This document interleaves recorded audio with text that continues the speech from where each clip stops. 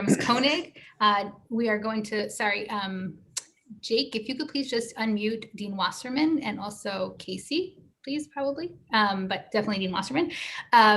So welcome to our event, to our program. I want to give a shout out. I see my brother is on. Hi, David. So we are really appreciative that everyone is joining us today on the, just before Thanksgiving. I know a lot of people are probably ending their workday early. So we are really appreciative that you guys all joined us today. It's going to be a wonderful program. We have really great speakers. I'm actually not going to introduce them. I'm going to let Dean Noah Mosserman introduce them, but I just want to draw everyone's attention to a couple of things that are coming up. We, first of all, are having these events through the end of this year, every Wednesday at 12 o'clock. We have very exciting ones coming up. I'll give a shout out to Moshe Bellows, who's on the call, December 16th. He's going to be a part of our event with a great panel of people. So check your emails for that information. December 6th is our annual Hanukkah dinner. Emails went out, invitations went out. Please join us. It's going to be an incredible night. Obviously, it's going to be virtual, so anywhere you are, you can join us.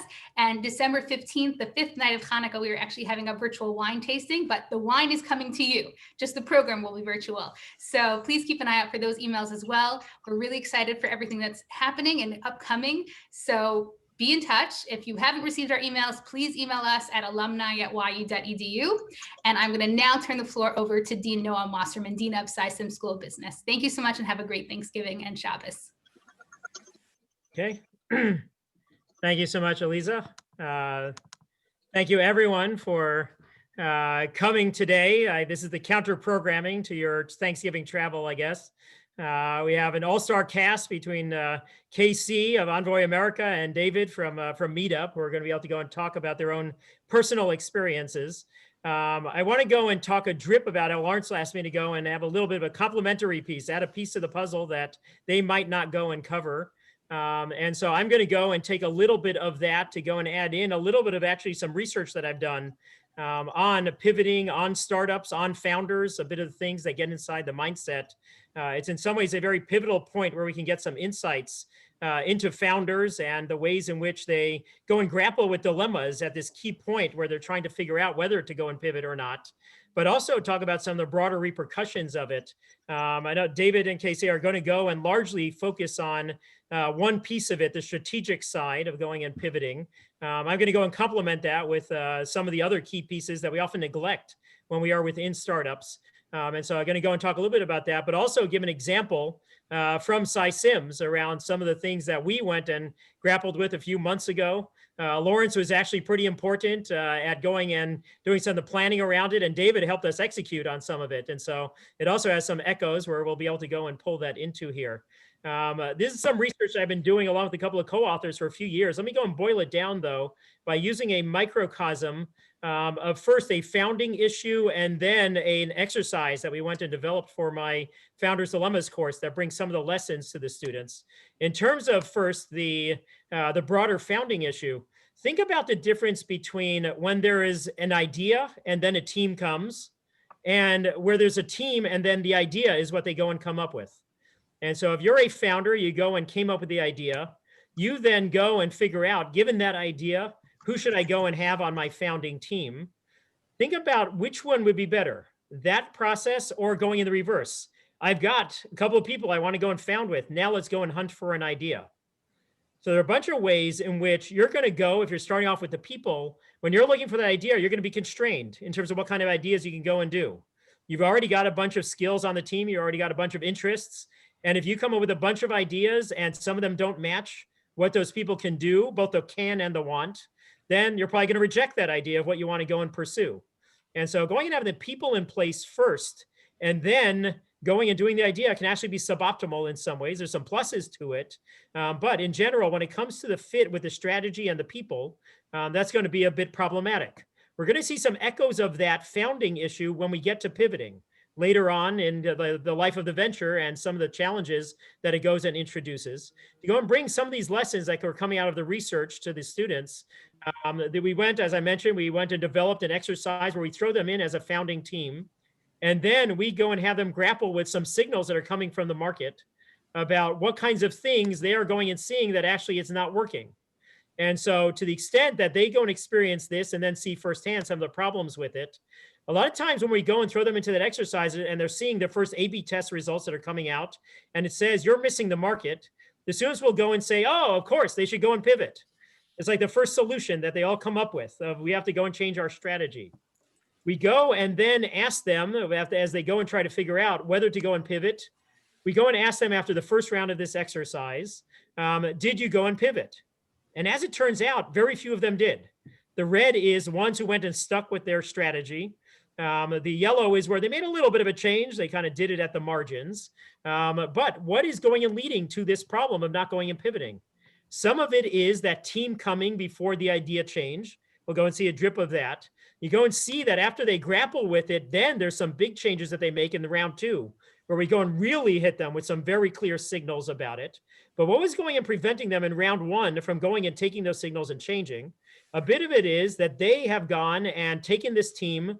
They've had an idea that fit them. The blue team has a blue light bulb, and now they have some really good fit. But now if they're going and changing, they're seeing that we have to go and pivot. Now the idea has changed. Now the light bulb is a yellow idea instead, and that no longer matches that team. And then you're going to have that team constraining your ability to either make that change, or the other direction is, are you going to be willing to go and change the team? Say that you had before a B2C strategy, and now you have to go and see that actually it should be B2B in the market. But wait, your marketing person is not fitting what that new strategy is. He fit really well what the original one is. So either that's going to go and constrain your being able to go and make that change to this yellow light bulb, or it's going to mean that you're going to have to grapple with my team doesn't fit. There's going to be lots of things that could go and blow up that team unless you go and change that piece within the team. And that's going to keep you from wanting to go and make that change. And so this is the thing that I typically find that founders go and neglect a bit, that strategically we go and neglect, that actually pivoting is a strategic issue, but it's also a people issue. It is something where you have to really go and be thinking about the dynamics that go and interact of the people you have on board, and whether you're now going to be able to go and tackle this with that team, whether it might have to go and change. And sometimes that's going to be the biggest thing that might prevent you from going and even seeing that there's a need to change, let alone going and acting on it. And that's why in that first round of the exercise, we see so few of those changes there. This is what you can go and see in the later rounds when we go into that exercise. How much did you go and pivot, and how did that go and impact the changes in the team? When people went and had no pivot, then no people change. When there was a small pivot, they went and changed a little bit. Big pivot, major changes within the team, and therefore major tension that was introduced by that desire to go and change, to have to go and reflect what the market is telling you that you have to go and do. This is captured in a takeaway that one of the students had after we went through that exercise. When people's backgrounds, importance to the team, and or passion are factored in, think about the very passionate founder who had that idea. Are they going to be able to go and see even that there's a need to pivot, let alone buy into it? That's going to be really hard. This is where passion that we think is magic turns into a peril. And so this is the thing that they're going and highlighting: the team, the passion, the backgrounds. Pivoting becomes much more difficult than I ever realized. And so as you're going and thinking about this through the strategic side, make sure not to go and neglect the people side of it also. So Lawrence asked me to go and also give a little bit of an overview in terms of entrepreneurship at YU. This is something that was in my Dean's Desk newsletter that we put out just pre-COVID. Just to go and quickly walk through this little map of the different intersecting pieces of what we have in place now at YU on the entrepreneurship side. This is in addition to all the courses. We've had growth, Moshe Bellows, Bruce Tarragon. We've had other people who are on here who were critical to be able to go and help grow the course side, the curriculum side. 50% growth in our entrepreneurship courses over the last 2 years. But then this is outside of the courses, a bunch of the other pieces that are in place.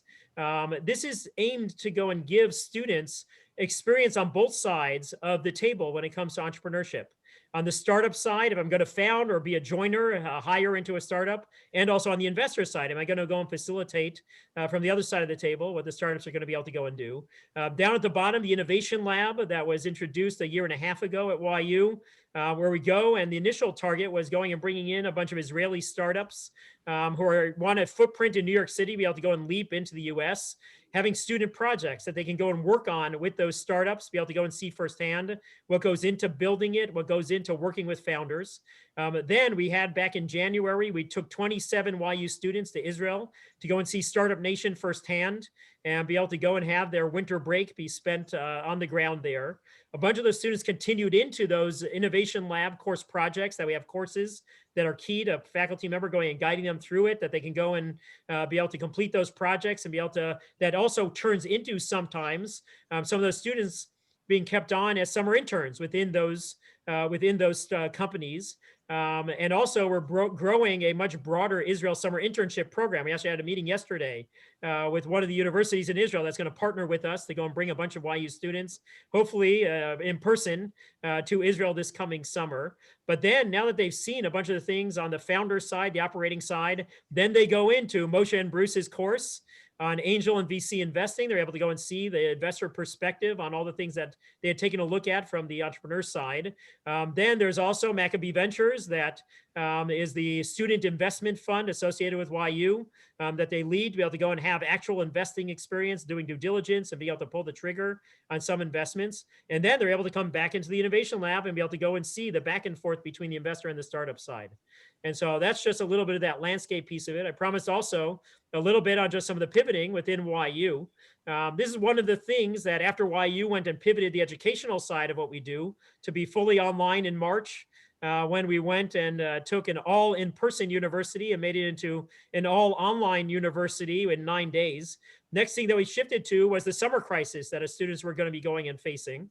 And we typically go and rely, our strategy had been to rely on the student internships to go and give them some real world experience. But we realized a lot of those were going to go poof.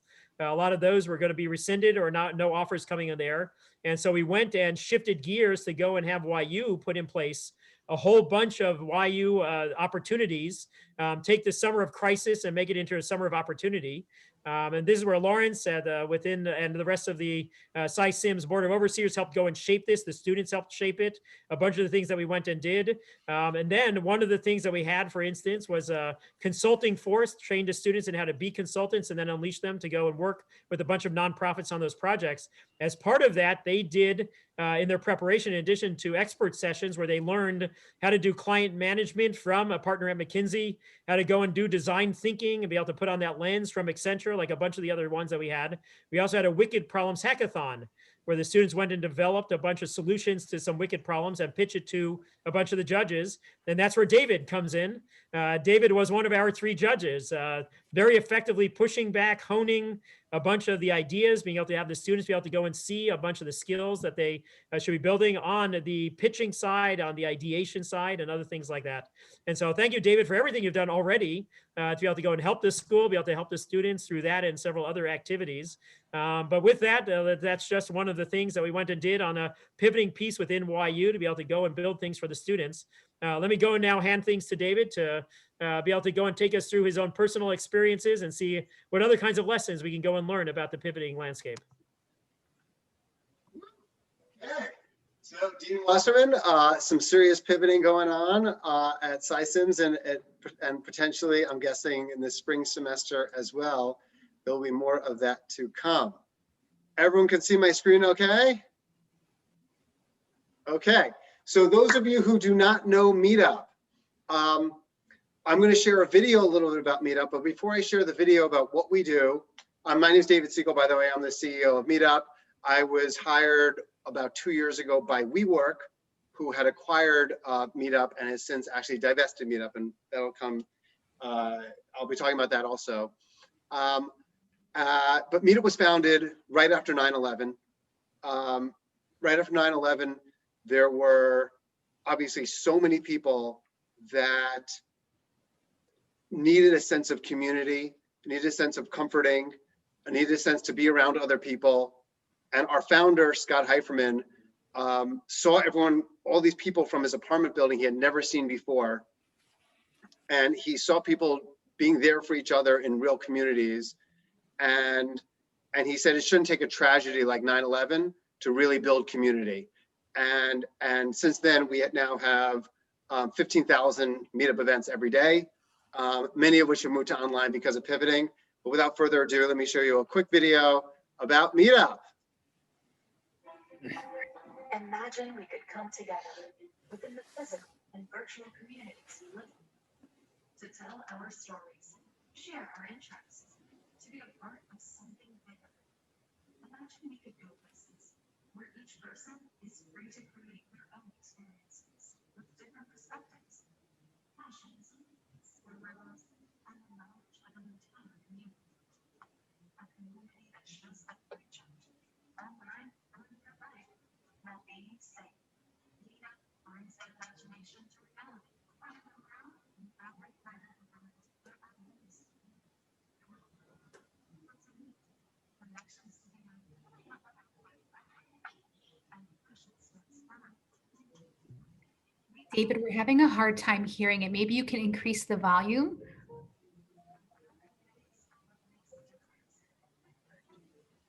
Join Meetup today and build your community.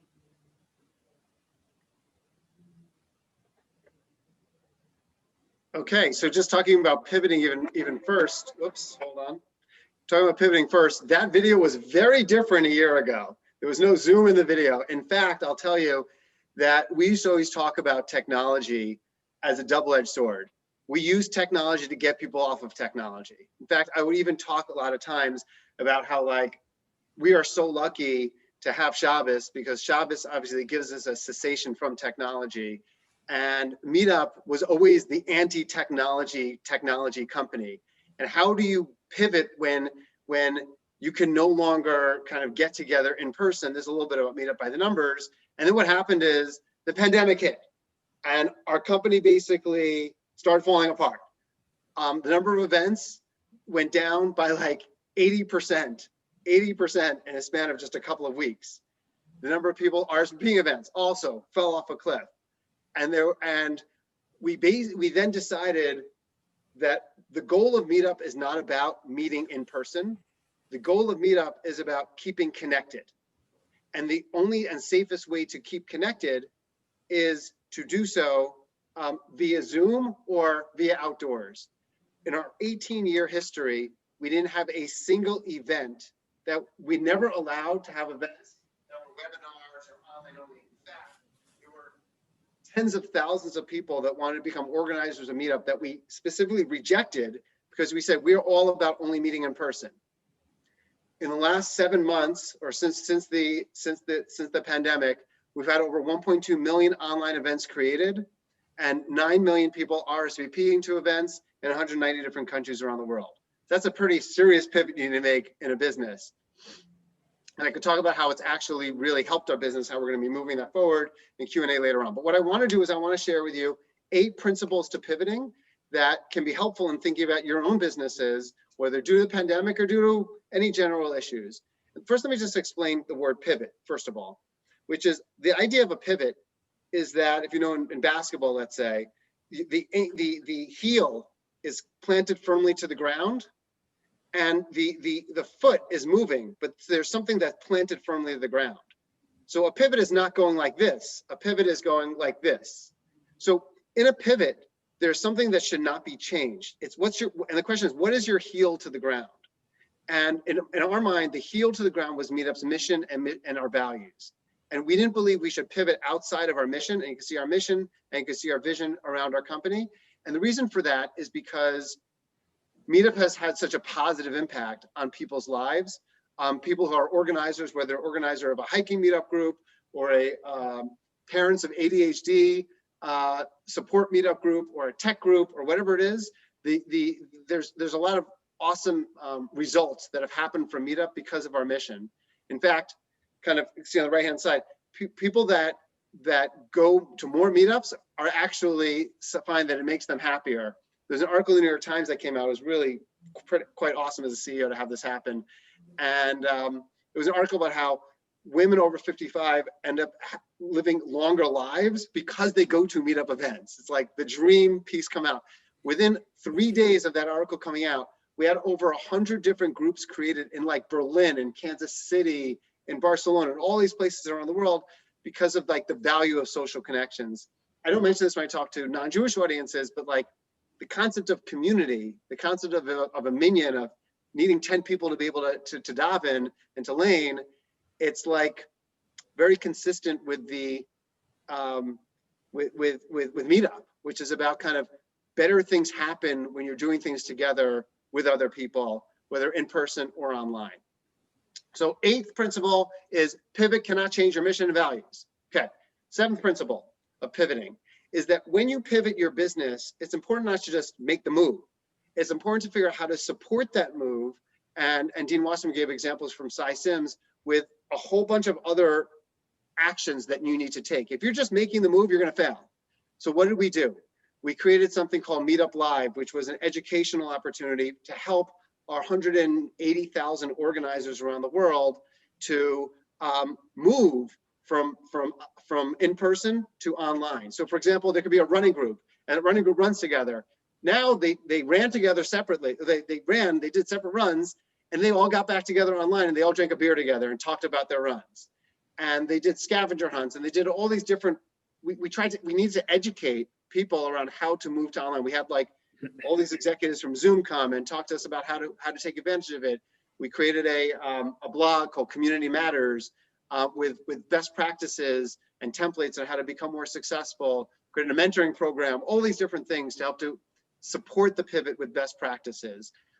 This is an example of a template that we provided to yoga instructors and meditation instructors of how to set the agendas for online, because online groups are different than in-person groups. And I'll talk more about that shortly. So anyway, the 7th is support online pivots with best practices.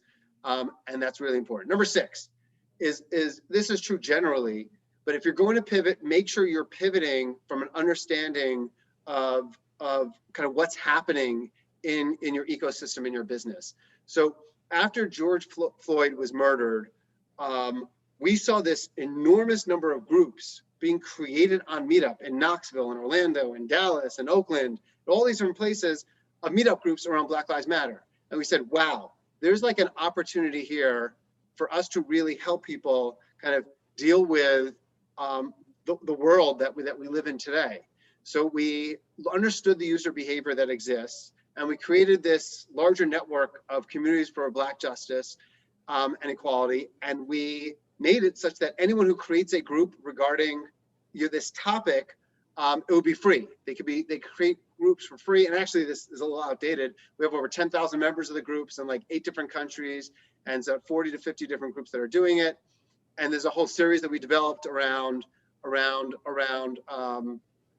dismantling social injustice and understanding our pivot and how it relates to kind of user behavior that's happening. Okay, the next principle is how to minimize risk, because you're always going to take on a lot of risk when you pivot. By the way, you'll probably have more risk if you don't pivot, if you need to pivot. And it's important to understand that, as they say in Gemara, shtika kehoda, right? That, silence is acquiescence, meaning if you're silent and you don't pivot, that's like, making a decision in and of itself. And it's not like not making a decision to not do something. But there's a lot of risks in pivoting. So we educated our organizers about, if you're going to hold in-person events, here's how you need to minimize risk when you're holding in-person events. If you're hosting online events, as you can see on the screen, there's important best practices that you have to have. Figure out how to engage people. It's a lot harder to engage online. Dean Wasserman and YU knows that, but they're figuring out ways to make it work, whether it's chat games or others, making sure that there's you need actually in a meetup different roles for different people in an online meetup than you do for an in-person one. You actually need someone to be monitoring time. You need to make sure that one person isn't dominating the conversation like I am right now, but I'm supposed to, I guess, so that's okay. You need to make sure that there's use of breakout rooms like Icebreaker or other types of things. To make sure that the clarity on the agenda is actually more important for an online group, and sharing those kind of best practices to minimize risk. Making sure that you pivot around your UVP, your unique value proposition. So one of our big unique value propositions is around outdoor, and we're seeing kind of outdoors growing like crazy. Thank you, God. Now it's getting cold, not growing like crazy, except for in the Southern Hemisphere where we don't have as many groups, but such is life. There'll be a lot of snow hikes, I suppose, in Meetup in the months ahead. Number 3, and this applies for everyone here, looking at a pivot as an opportunity to double down for your future is I think really important. How can you find opportunity in the pandemic? So for us, we had always been afraid of technology. We thought technology was like dangerous to Meetup's future. And I, as a CEO, never would have been able to, within our organization, it would have just been too dangerous. Everyone wouldn't have understood it. To how can we use technology more effectively to drive community? So for example, if someone lives in a remote area around, a friend of mine lives in a remote area in Toronto, near Toronto, and he doesn't have a local group around as a parent of ADHD kids. Now he could join an online meetup group around ADHD, or around breast cancer support, or around people who love kayaking, or whatever the people who love, some learning Swahili. Now he could do that. So technology opens up an opportunity for us to serve millions of people we wouldn't have been able to serve beforehand. The other pivot for us is, how do we involve more college students? We made anyone who wants to be who's a college student that wants to become an organizer is also free on Meetup. And if anyone's college students here, they should certainly go. Just type in community, Meetup campus community. You can see the landing page. You become a Meetup organizer for free. And we actually had over 10% of our growth and tens of thousands of people RSVPing, all because of the groups and the events that people from college have actually created on Meetup during this time. So it's an opportunity to step back and say, okay, how can we help people during this pivot and things that we may not have done actually beforehand, for some more creative thinking. Number two in the pivot is how can you leverage data to direct your pivot? And this is just kind of interesting, which is, this is the percentage of in-person events around the globe. And you can see how it's different in different countries. China and Australia, high percentage of in-person events, right? South America, very low percentage of in-person events. And we actually watch this on a daily basis, and it's fascinating to see kind of different heat maps that happen across the globe. In terms of, this is the growth of in-person events. Apparently Russia is having a lot higher percentage of in-person events lately, whether they should or shouldn't, couldn't tell you. And apparently Uzbekistan is also, or Kazakhstan, maybe around the Borat movie, who knows. Last one is a pivot opens up opportunities to find new revenue sources. And we have been actually doubling down, and this is an area that's growing, new revenue sources from big companies like Google, AWS, where what happens there is they sponsor a group and they get their brand out and they reach all these different influencers as part of it. And we've been leaning more because of that pivot. So what's happened? Look at the blue. Look at how much the blue was in, let's say, April. It's like 80%. And the blues, unfortunately, if we extended this into November, would be growing because of the what's happening. But you could see there's been a meaningful recovery, not yet enough, due to the pivot. And more events have been created, more people are attending events. Here's the list of the 8 principles to pivoting. And I'm happy to, if you send me an email, my email address, by the way, is david@meetup.com. So you can send me an email to learn more about it, but I'll just show you 2 last things, which is one of the things I talked to our company about is there's so many similarities between 100 years ago and today. 100 years ago, the world had just finished up a war, and the Spanish flu was ravaging, the entire world.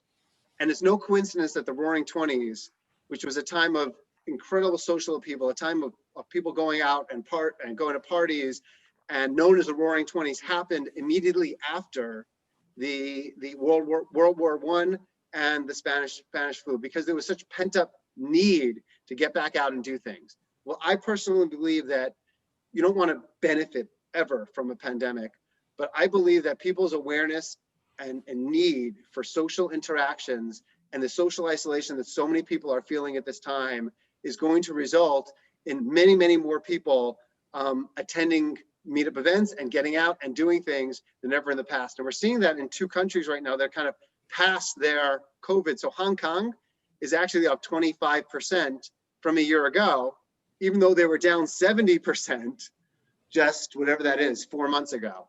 And South Africa, you could see that as well. And US is still not quite, still down quite a bit, 35%, but getting better than down 43%. So that's a little bit about Meetup, a little bit about some strategies and reasons behind pivoting, and looking forward to learning from Casey. And I'm also looking forward to answering any questions at the end.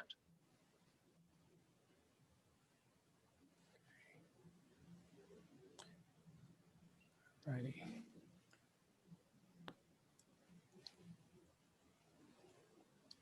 Can you hear me? You're good. Thank you. Okay.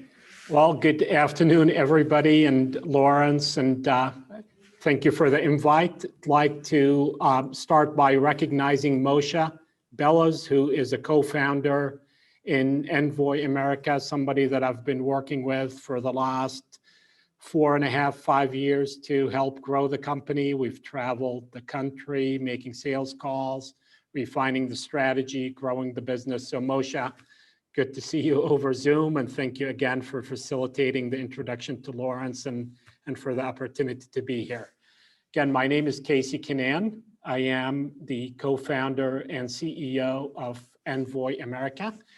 If you're not familiar with who we are and what we do, we are a service company that helps seniors, the elderly, people that are going through medical treatment, help them get to their appointments on time, help replicate what a son or daughter or family member would do to help their mom or dad or loved one stay healthy, independent, socially active, help them go to places from the grocery store to religious services, to watch their grandkids play soccer or football in Texas on Friday night. But that's, as you probably know, if you have an elderly family member, transportation is a big problem. It impacts millions and millions of people across the country, across the world. That's what happened to my own family about 10 years ago when my parents got older. My father was dealing with leukemia. My mom had slight memory issues. And being able to help them get to their doctor appointments or the grocery store was a challenge. That was a big problem for us, but then after looking into it, we discovered that this is a problem across the country, and that's how this company was born in 2015. The way we fix this problem is we provide services, transportation services, that's always coupled with assistance and companionship. So if somebody needs to go to the grocery store, similar to what a son or daughter would do, we confirm with the client the night before. We come to their door on time. We help them to the car. If they're using a walker, we stow it. We open the door, help with the seat belt, make multiple stops, go inside the grocery store with them, push the cart, read the labels, make sure that it is what they're looking for, if they're looking for kosher food or if they're diabetic and looking for things that are healthy for the diet. So it's always transportation that's coupled with the assistance and companionship. The pre-COVID, we were serving 4 market segments: senior living communities, assisted living, independent living communities across the country were using us to either augment what they do or completely outsource the service to us. Healthcare organizations would use us to bring their patients to and from their medical appointments. And then religious institutions. The Federation was our first and corporate client in the Phoenix area. Pre-COVID, we were serving between 300 to 400 seniors a week, taking them not just to religious services, but medical appointments, grocery store, taking their pets for the groomer, just do things that a family member would do for their clients. So pre-COVID, we were serving clients in 24 states, roughly 300 cities. And then come February this year, COVID hit and things changed for us.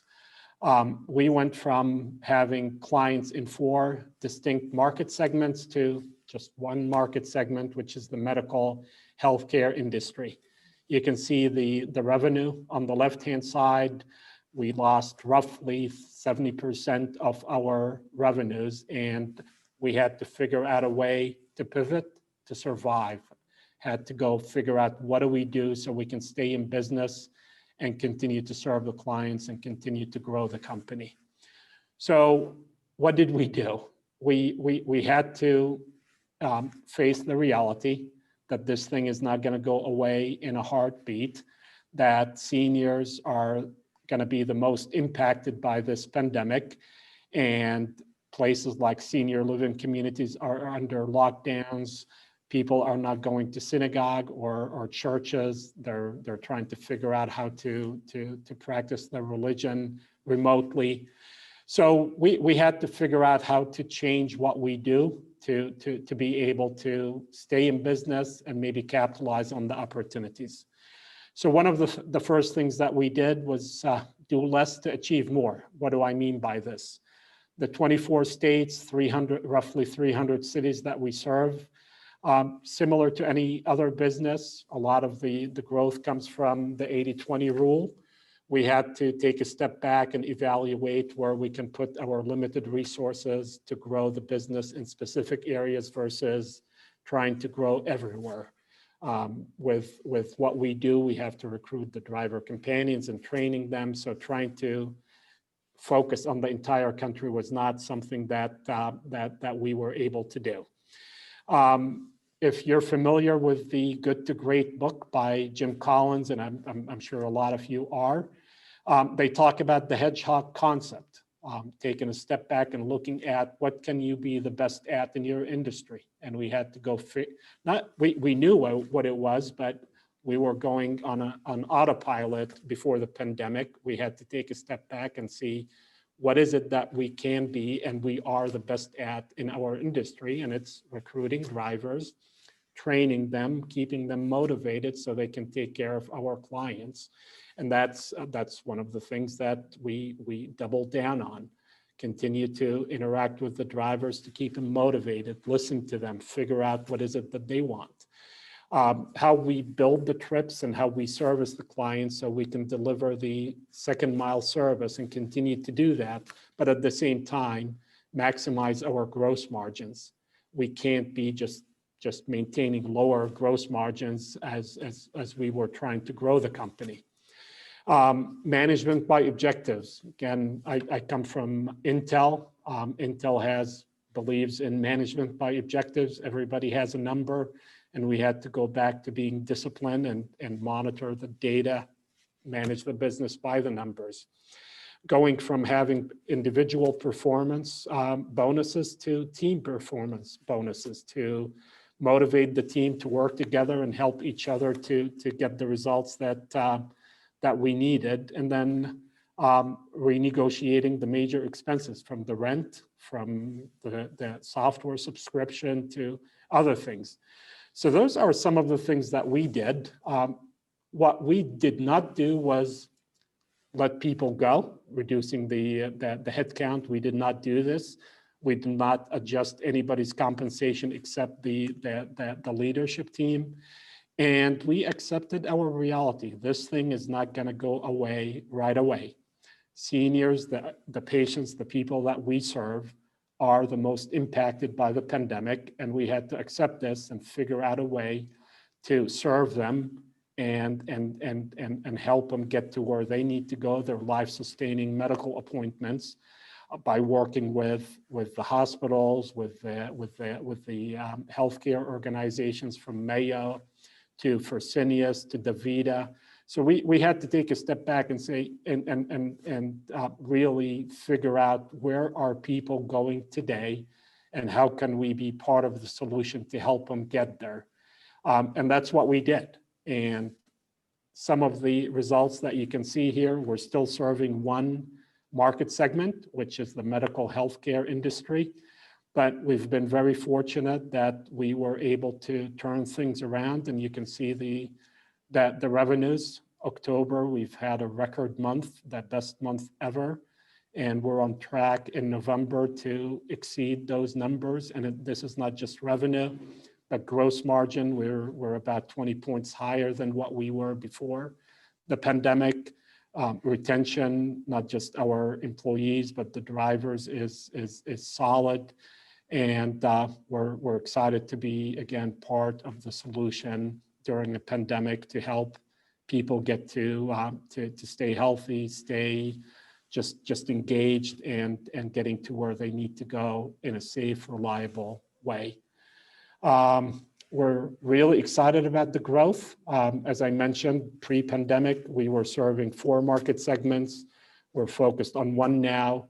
As things start getting back to normal with the vaccine and people returning to as normal, whatever normal is in the future, we expect our business to continue to grow. The pandemic has been good for us in a way. It forced us to reevaluate everything that we have been doing and forced us to go back to being disciplined, having disciplined people, disciplined thoughts, disciplined actions in everything that we do. And we're excited about where things are going and where we're going. With this, again, I want to thank you for the opportunity to allow me to talk about our experience. And same with David and I will be more than happy to answer any questions that you might have. Thank you. Thank you, Casey. Very interesting to go and see your multi-pronged approach to going and dealing with a pivot. Rethinking everything from incentives and how to motivate drivers to reinforcing accountability and scrutinizing expenses and things like that. So very interesting to go and see all the different dimensions that you were going and drawing on for that. But also in addition to those do's, there's also the don'ts. Very interesting how you were very clear about what we're not going to change. This is David's heel on the ground. Those 3 bullets that you had there of regardless of all these other things we're doing, we will not go and do these other things. And being as clear about the do's as the don'ts is something that I think comes through very clear in the story you were just going and talking about. Just while we're going and waiting for some more of the questions to come in, David sparked for me a thought that's very relevant to some of the stuff we're going into through the Parsha right now in terms of we have right now this week, we have the birth of, among other people, Yosef Avinu. Yosef was born. The interesting thing to think about, the big career break for Yosef, what opened that up for him? It was Mitzrayim, Egypt, going and pivoting. They had been essentially a growth economy. They had gone and let's use up all our resources. And then like the warning shot from the outside, the A/B test of that goes and says to them that, no, you're gonna have to go and change your model. Paro did a lot of bad things, but to his credit, realized that in this pivot, we need some new person who's gonna be able to go and lead this. Let's go and inject some of that new blood into there. And as we go and head into a very different Mitzrayim, that pivot was what opened it up for Yosef to be able to go and step into that. The final thing in terms of that also, this week we have Yehuda who was born, and we go and think about what we are called and also what we're heading into for this extended weekend. We are named after the forefather. As Jews, we are named after, let's go and thank Hashem. Let's go and appreciate the good that we have. And so also as we head into Thanksgiving, something very much in the Parsha as a reminder of our going and appreciating a lot of the things that David and Casey were highlighting. It looked like the darkest of days back in March. David and I, just before his chart went and turned dramatically down, had our last in-person meeting together at APAC. Just as that was hitting, it must have looked very dire for both of the companies that we've been looking at here. But to go and see how when we can go and make it into a plus for ourselves, of finding new ways to rethink our businesses, of finding new ways to get stronger from it, we have to go and appreciate and thank all the things that went and coalesced and the people who helped us be able to make that kind of thing happen. So another one of the things that our Parsha can go and remind us for. Okay, so we have Lawrence tossed in a question into the chat over here. Let me just go and read it and then we'll unleash it for our 2 wise wizards who are going to be able to go and give us some insights. How do presenters think should change for government? For example, subway and bus ridership is off 80%, so much less demand for an unknown length of time into the future. Unions have kept the MTA from cutting staff, praying for a government bailout. What can the MTA do to go and practically, I assume, pivot to be able to go and get better in the current environment? Any thoughts on a very New York kind of a question? Casey, do you want to start or would you rather me?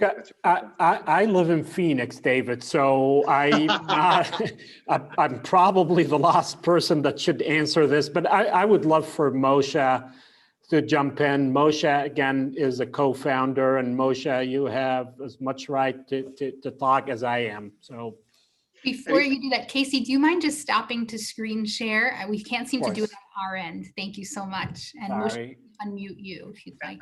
I'm happy to start, and then Moshe can go next. I mean, the challenge for the MTA, to my understanding, is that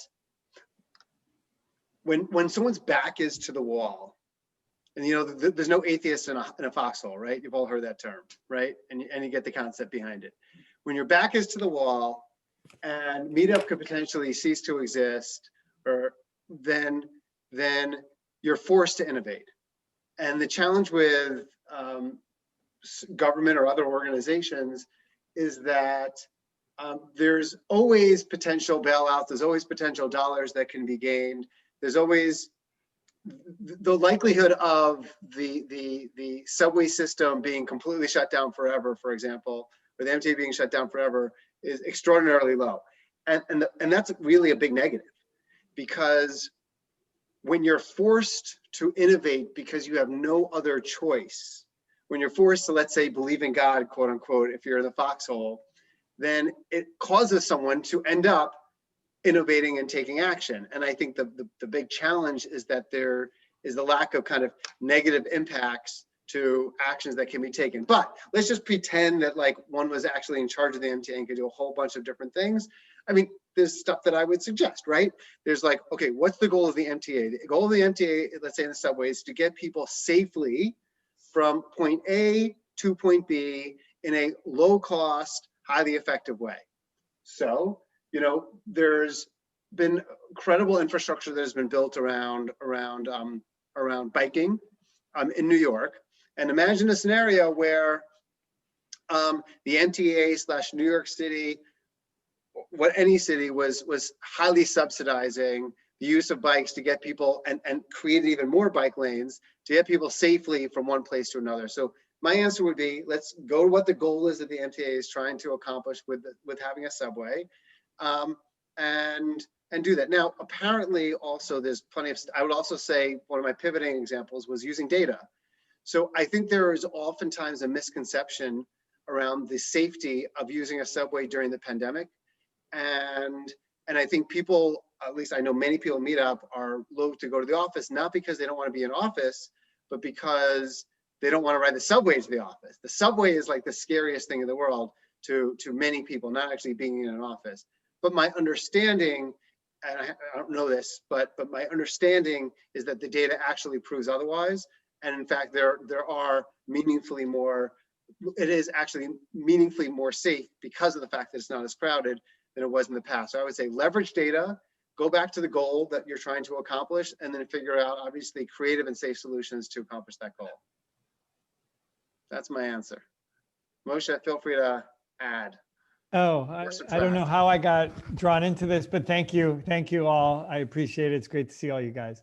I would just say, I mean, I agree with you, David. You know, I think particularly the MTA with union issues, I think maybe they'll nip at a couple things around the peripheries, but no one's going to let the New York subway fail. And either there's going to be a bailout or pass the costs on to the consumer. I do love David's idea. And obviously we all know Michael Granoff, who's one of the backers of Revel, and you've got the biking. And so I would love to see a holistic look at all of these other opportunities and creating sort of, you know, stirring that pot and creating a holistic transportation, you know, overseeing that whole piece would be amazing for New York, I think.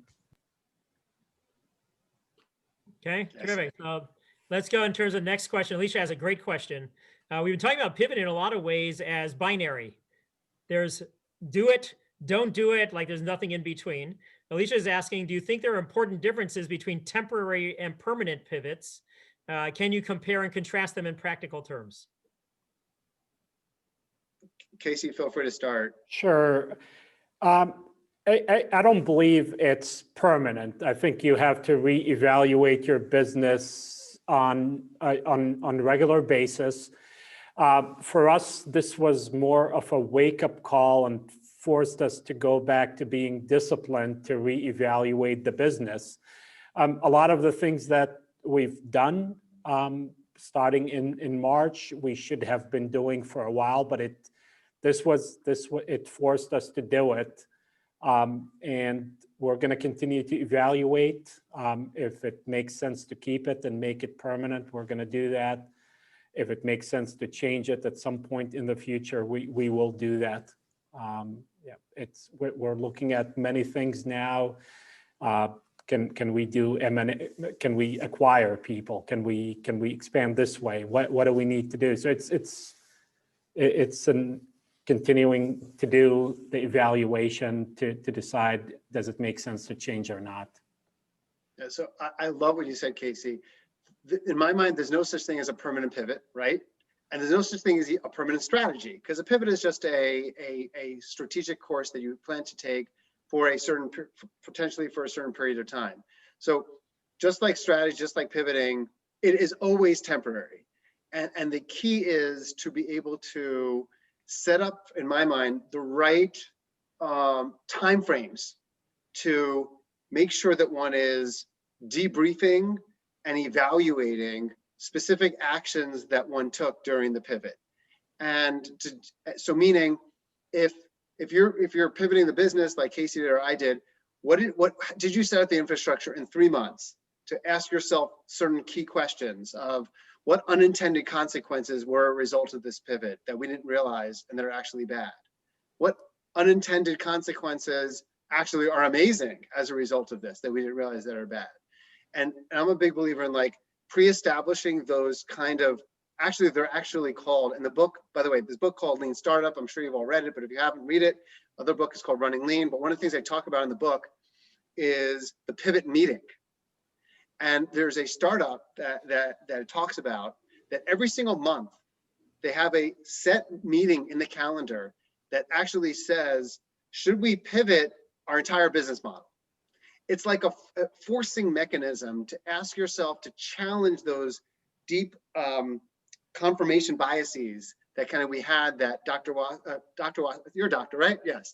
That Dr. Wasserman, Dean Wasserman, and Rabbi Wasserman, I know, you know, Rabbi, kind of talked about kind of up front, which is the people aspect of things, which is making sure you're challenging those assumptions and have an infrastructure set up to challenge those pivots and setting that up. And the two ways to do that are most important is making sure you have an infrastructure for talking to your members, your users, your customers, and getting that feedback back about what the results are of that strategic pivot or change. And second is obviously leveraging data to understand it. So the number one requested thing that we hear from our customers, from our meetup organizers and members is will online events still stay post-pandemic? Over and over and over again, everyone asks the exact same thing. So, you know, where there's smoke, there's fire. And that means that there's a kind of such a deep-seated need for it to continue. So the short answer, Alicia, for me is everything's temporary, and make sure you're pre-establishing mechanisms to kind of continuously check in on assumptions that were made to see which hypotheses were false and which ones were actually accurate. Yeah, and the thing though, David, in some ways, part of what you were saying, I think, is more, yes, it is temporary, but hopefully you find some permanent improvement that you wouldn't have run into otherwise that you shouldn't lose. Like you should go, you're having to go through the pain of pivoting. Don't have it be a disposable pivot. Go and find some ways in which it's an improvement that you wouldn't, that when you're driving to work, you hit a detour sign and you actually find a better way to work. Don't go the next time around and go your old way. Go and make sure that you're going incorporating in some of the gems that you wouldn't have found otherwise. I know for us right now, we've actually had some discussions, the summer initiatives that I talked about at the beginning. We planned for it to just be this summer, but we're getting a bunch of questions. Should it continue this coming? So was it temporary or should it be permanent? I'm actually on the fence about it. Hopefully our students aren't going to need it to be able to go and have that leg up. 120 students that we went and impacted with it. Hopefully the market for the need for it is going to be a lot smaller, but there were some things we ran into that we should go and build in some of the creativity that we had to go and be sparked by crisis. We shouldn't go and lose that. This is where you can get into also a little bit of personal pivots. We've all had to go through in our personal lives a lot of pivots. Think about the gems that you discovered that you wouldn't have otherwise, and fight like anything, even after COVID ends, to go and keep those gems and don't go and just lapse back into the old. And so have every temporary pivot turn into something permanent. So I love that. So for example, I am never going to work in an office 4 or 5 days a week again. I just will never do it.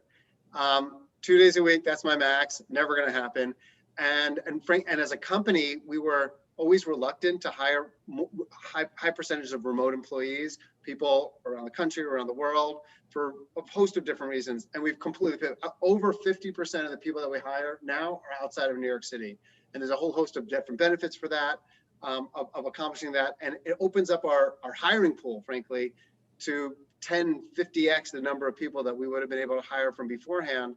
And that's a huge value from a pivot standpoint.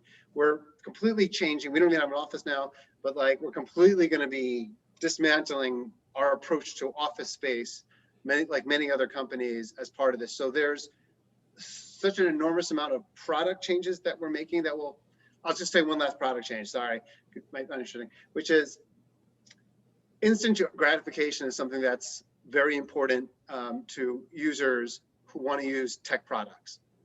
That's why gaming companies do so well, because it provides instant gratification, gamification, etc. So in Meetup, we never had that, because you'd have to plan to go to an event, you leave an hour beforehand, you show up at the event. It was all, you couldn't do it instantaneously. So we just rolled out a new function last week called like Meetup's happening now. And then whenever anyone's bored or they don't know what to do, they could just go onto the app and check out what's happening now and be like, oh my God, there's like 20 different things that are happening now. Boom, I'm in. That could never have happened.